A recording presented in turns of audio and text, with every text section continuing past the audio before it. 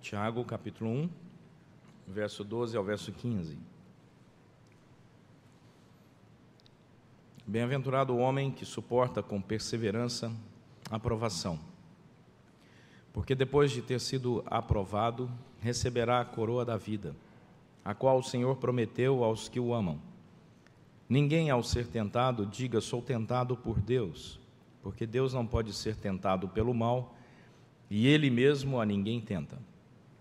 Ao contrário, cada um é tentado pela sua própria cobiça, quando esta o atrai e seduz. Então a cobiça, depois de haver concebido, dá à luz o pecado. E o pecado, uma vez consumado, gera a morte. Vamos orar. Senhor nosso Deus, nós te agradecemos pelo privilégio de estarmos na tua casa.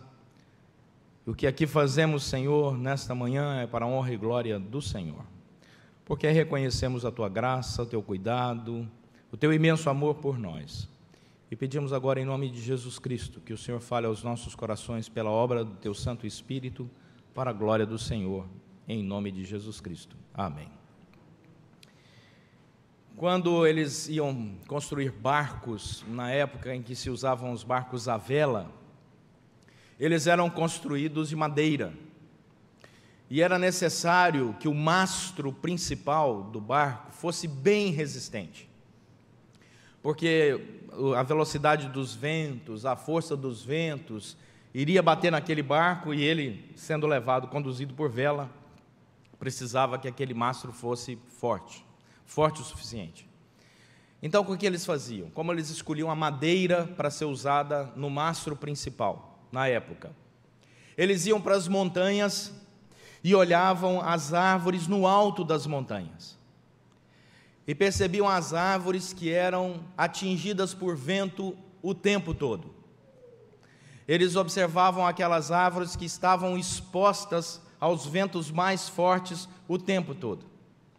E depois de algum tempo, quando a árvore já estava da metade do seu crescimento para cima, eles começavam a tirar as outras árvores menores ao redor dela, para deixar ela mais desprovida de proteção e mais suscetível ao vento. E quanto mais o vento forte batia naquela árvore, à medida que ela crescia, mais forte, mais resistente ela se tornava. E chegava então o dia do corte.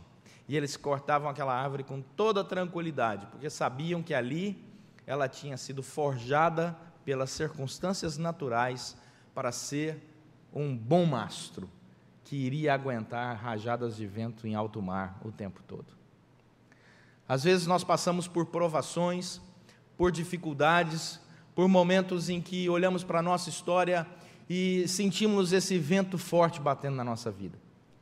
Num determinado momento você olha ao redor e percebe que tem outras árvores e fica mais fácil, porque o vento fica desviado. Essas árvores às vezes são pessoas amadas das nossas famílias, pais, mães, irmãos, primos, tios, né? Antigamente as famílias elas eram grandes, né?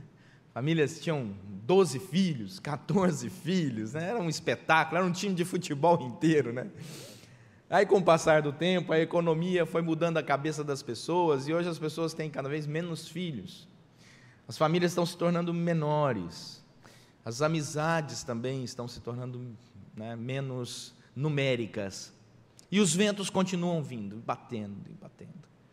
E aí nós sentimos o peso do tempo. O texto vai nos dizer que esse é um caminho de alegria. Olha o que diz o verso 12. O verso 12 vai dizer que o Senhor chama alguém que passa por dificuldades como uma pessoa feliz, uma pessoa bem-aventurada. Aí você pergunta: Senhor, mas como pode ser um cristão, um homem, uma mulher bem-aventurado no meio de tanta provação? É porque a intenção da provação é te fazer forte. Olha, esta é a tese do versículo 12. Bem-aventurado o homem que suporta com perseverança a provação. Por quê?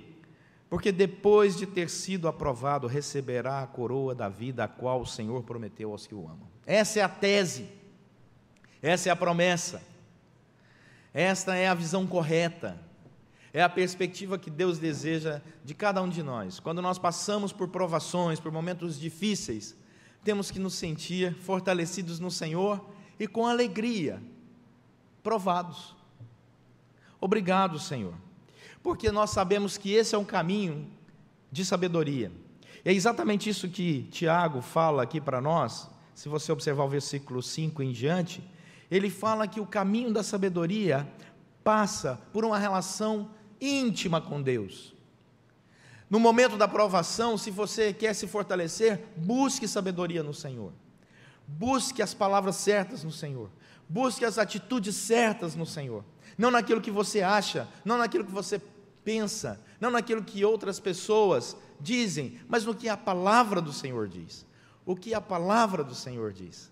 E você vai se fortalecendo e vai se fortalecendo para que, no momento da provação, olha o versículo 3 do capítulo 1, você tenha a sua fé confirmada e assim possa produzir em você perseverança.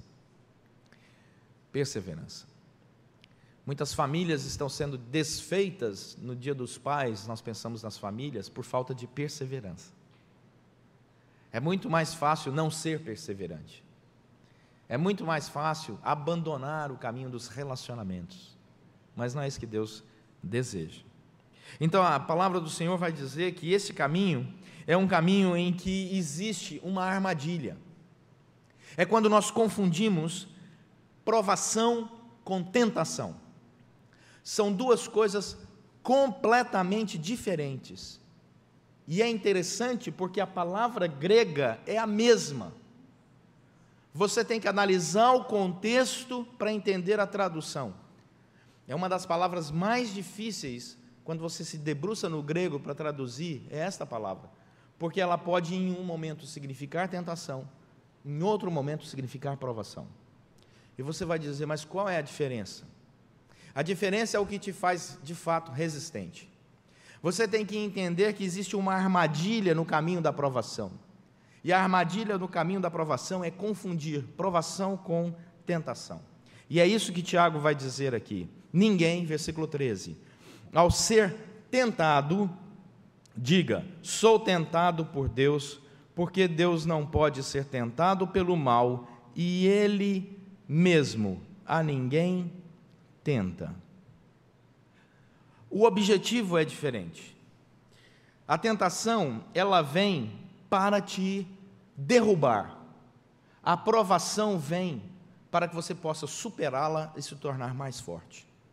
Deus te prova, mas Ele não te tenta. Vou repetir para você entender o conceito. Deus te prova, mas Deus não te tenta. Quando Deus permite que a provação venha sobre sua vida, Ele está no total controle dela, para que a provação seja superada e glorifique a Deus e te faça uma pessoa melhor. A tentação é uma armadilha do inimigo, do mundo e da nossa própria carne. São dois conceitos completamente diferentes. Então é um grande equívoco alguém passar por uma provação e dizer, estou sendo tentado por Deus. Deus a ninguém tenta. Deus prova. E quando Ele permite a provação, Ele nos dá força para superar. A provação, ela vem para nos fazer melhores. A tentação vem para nos conduzir à morte. Por isso, aqui o texto de Tiago chama a nossa atenção, olha o versículo 13, para dizer que não é permitido a ninguém, no momento da tentação, dizer, eu sou tentado por Deus, porque Deus não pode ser tentado pelo mal, e Ele mesmo a ninguém tenta. Diz um comentarista que a aprovação vem, como aconteceu na vida de tantos homens do Senhor, como no caso de Abraão, para nos santificar. Deus provou Abraão, Deus não tentou Abraão. Quando o Senhor pôs Abraão à prova, é porque o Senhor já havia dado a Abraão total força para superar aquela provação enorme que o Senhor havia colocado na vida dele. Ao pedir a ele o sacrifício do seu filho, o Senhor sabia que ele tinha forças e todas as condições para superar, e aquilo faria dele um homem mais forte, mais resistente. Isso foi o objetivo da provação. A tentação não. A tentação ela tem uma outra estratégia. A tentação aqui no caso de Tiago, ela nasce dentro do nosso próprio coração. Olha o que diz o texto: cada um de nós é tentado pela sua própria cobiça. A tentação, ela nasce no nosso coração a partir do elemento chamado cobiça. A cobiça, ela vem para trabalhar aquele ato primeiro da queda. A cobiça, ela está sempre relacionada com aquilo que os olhos veem e o coração sente.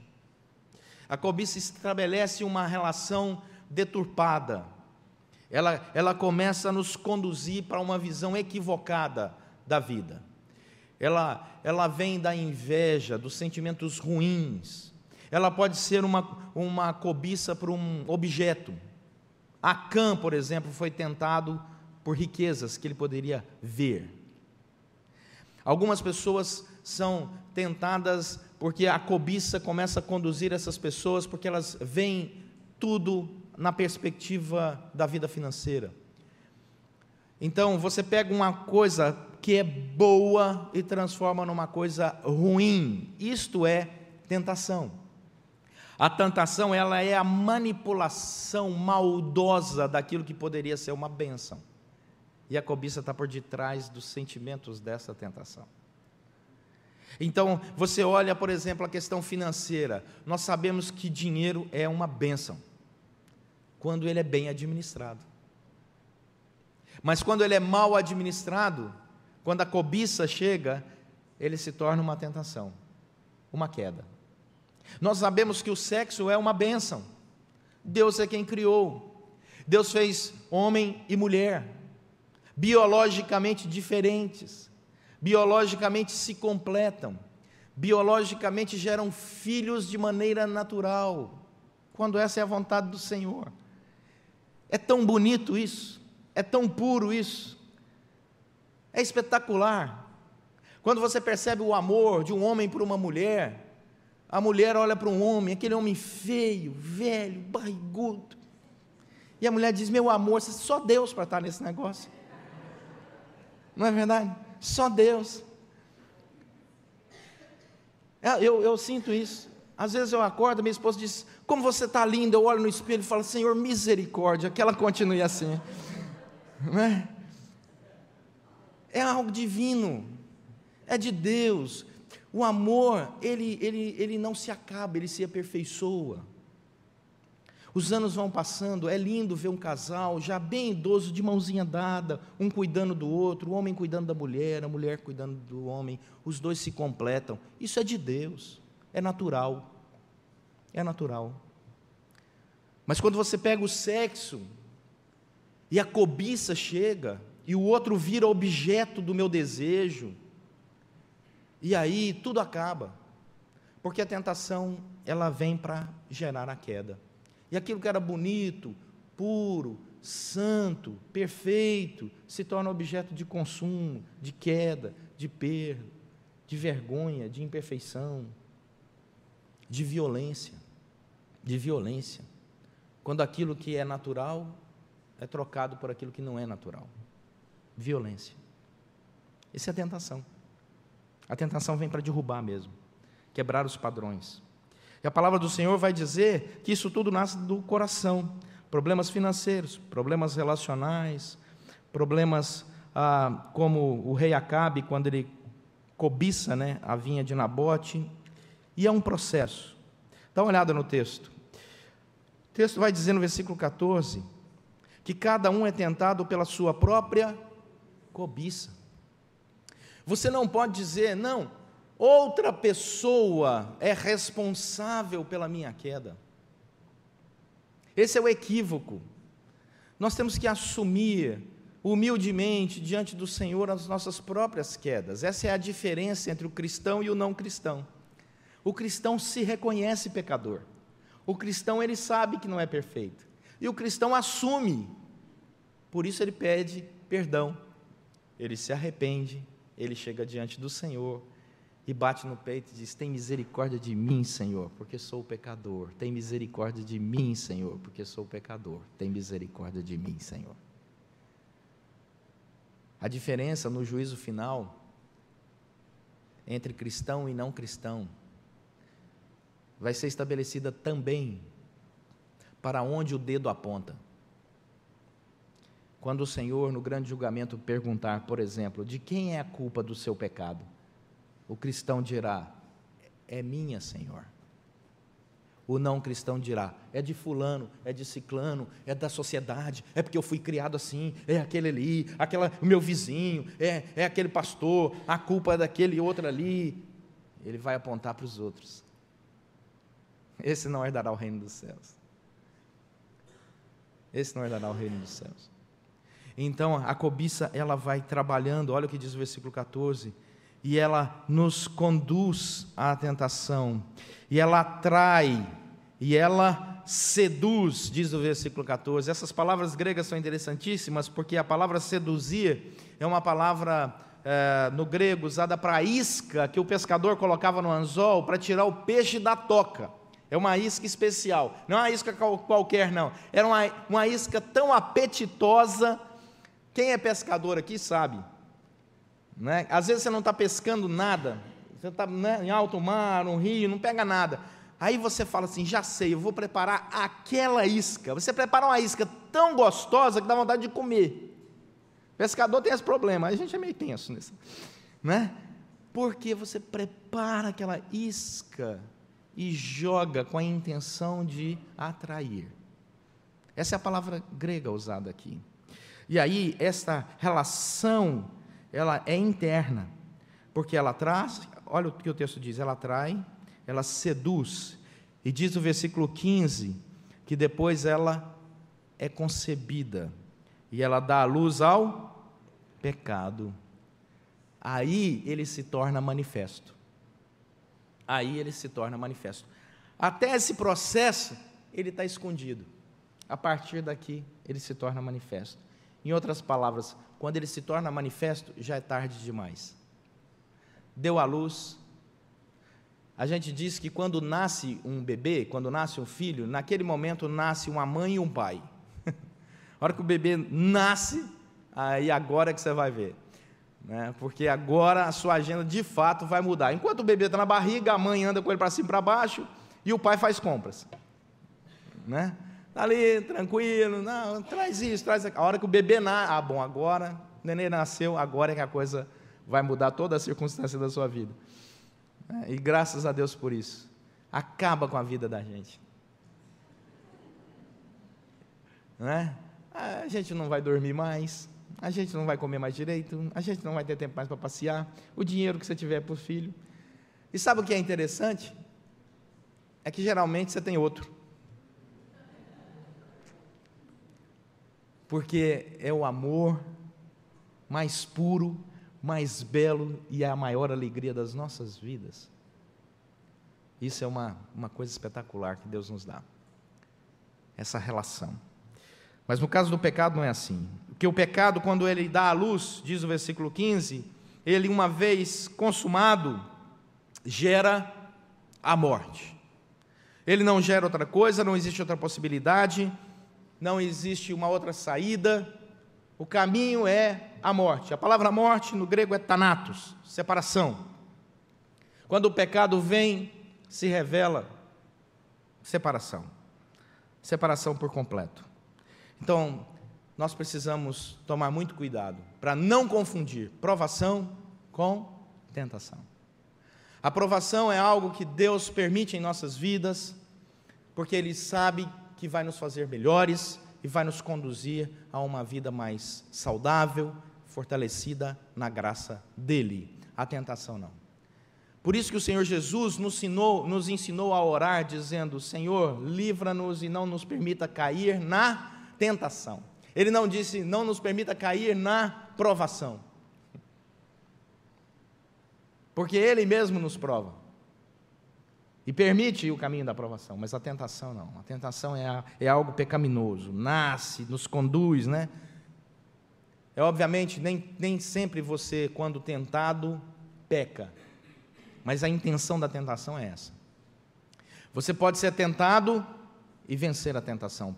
Por isso que o Senhor Jesus nos ensina a orar para não cair na tentação, porque tentado você será, mas você pode vencê-la. Gente, o que isso tem a ver com a nossa vida, nosso dia a dia?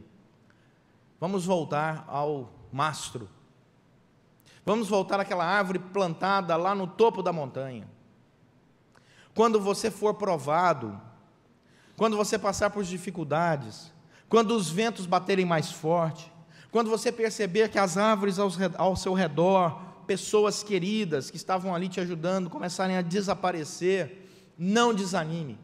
Deus está no controle desse processo. Deus está no controle de sua história. Ele sabe o que está acontecendo. Ele percebe a força dos ventos. E Ele vai te dar força para que você seja poderosamente usado por Ele, ali e em qualquer outro lugar, em qualquer outro tempo. Mas é sempre bom lembrar que nós só vamos sair daquele lugar para ser bênção em outro lugar.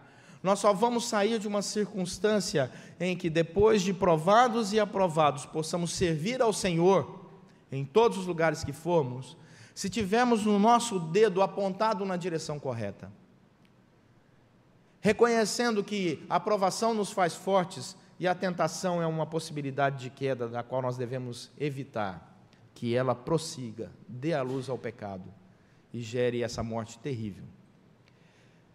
Jesus Cristo veio para nos libertar desse ciclo vicioso de tentação e pecado. Ele veio para nos resgatar da morte para a vida. Jesus Cristo veio para revelar aos nossos corações a nossa pecaminosidade, não apenas para nos humilhar a ponto de nos sentirmos as piores pessoas do mundo, mas muito pelo contrário, para revelar o seu imenso amor por nós e dizer: mesmo pecadores, ainda assim eu vou morrer por vocês, para que todo aquele que crer em mim não pereça, mas tenha vida e vida eterna. E eu vou te dar força para vencer a tentação. Daí, o convite de Tiago é exatamente esse. Tendes por motivo de alegria, versículo 2 do capítulo 1, o passardes por várias provações, sabendo que a provação da vossa fé, uma vez confirmada, produz perseverança.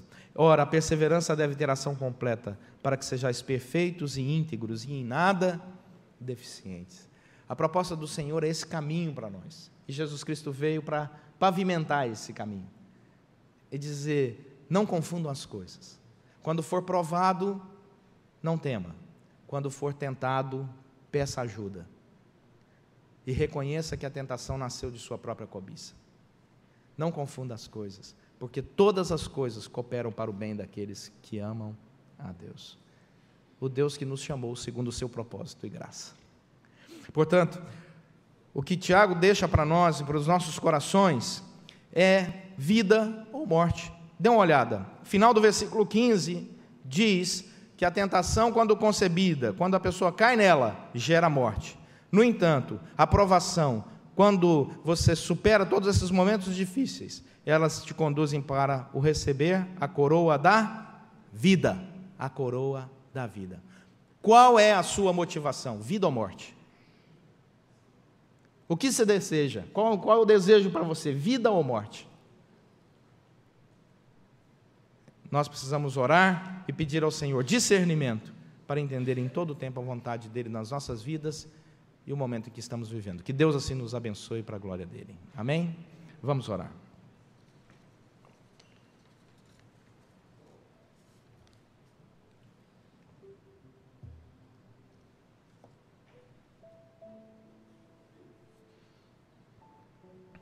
Eu não sei se você está passando por um momento de provação,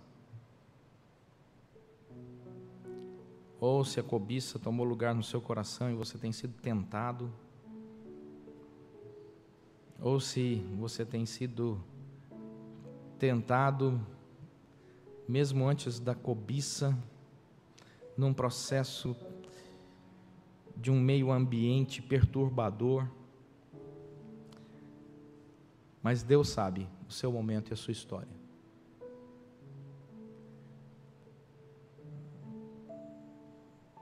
E Ele deseja ver em você perseverança.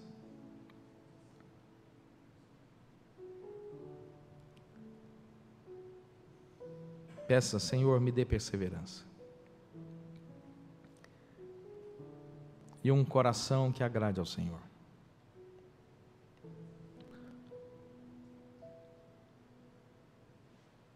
Eu quero ser, ó Deus, aquele que trilha o caminho da vida, por Tua imensa graça e misericórdia, mas também quero ser um mastro conduzido por Ti, para mostrar a outras pessoas o caminho da salvação, neste barco que se chama igreja, da qual eu faço parte por Tua misericórdia e graça. Este barco que se chama igreja, e que está em alto mar, assolado pelas ondas, às vezes mar calmo, mas quero ser útil, Senhor, no meu falar, pensar, agir, contribuir. Senhor, nosso Deus e Pai, o mundo está aí fora nos ensinando, desejando, estabelecendo armadilhas da não perseverança, dizendo, Senhor, que o descartável é que é bom, mesmo os relacionamentos. Tem misericórdia de nós. Nos ensina, Senhor, a perceber, ter discernimento espiritual e sentir claramente no nosso coração, a partir da Tua palavra, a definição clara na nossa agenda daquilo que é provação e daquilo que é tentação. Fortalece-nos na Tua graça, Senhor, para a glória do Teu próprio nome. Pois oramos agradecidos, em nome de Jesus Cristo, nosso Senhor e Salvador. Amém.